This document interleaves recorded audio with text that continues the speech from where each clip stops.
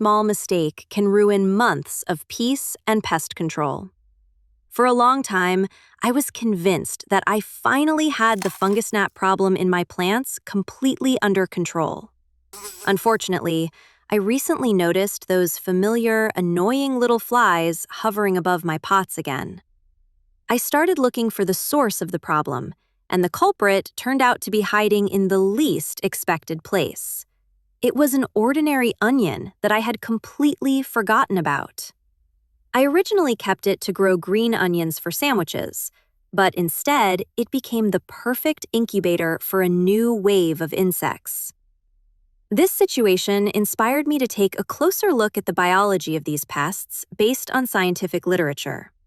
Fungus gnats, from the Sciaridae family, are small flies whose adult forms typically reach about 2.5 to 4.5 millimeters in length.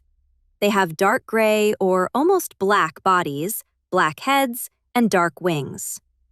Although the flying adults are what usually catch our attention, the real threat to plants is hidden in the soil. Fungus gnats are most commonly found in organic, humus-rich substrates, but they can also adapt to artificial growing media, such as mineral wool. Females lay their eggs in the substrate, usually close to plant roots, and the entire life cycle, from egg to adult, takes only about 16 to 25 days. The larvae are the stage that causes the most damage to our plants. They are elongated, cylindrical, and almost transparent, with their digestive tract clearly visible, and they typically grow to about 3 to 5 millimeters long. The larvae are saprophytes, meaning they normally feed on decaying plant material, animal waste, and organic matter.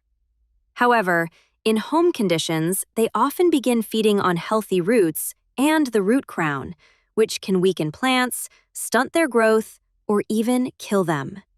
On top of that, fungus gnats are known vectors of dangerous plant pathogens, such as Pythium and Fusarium fungi.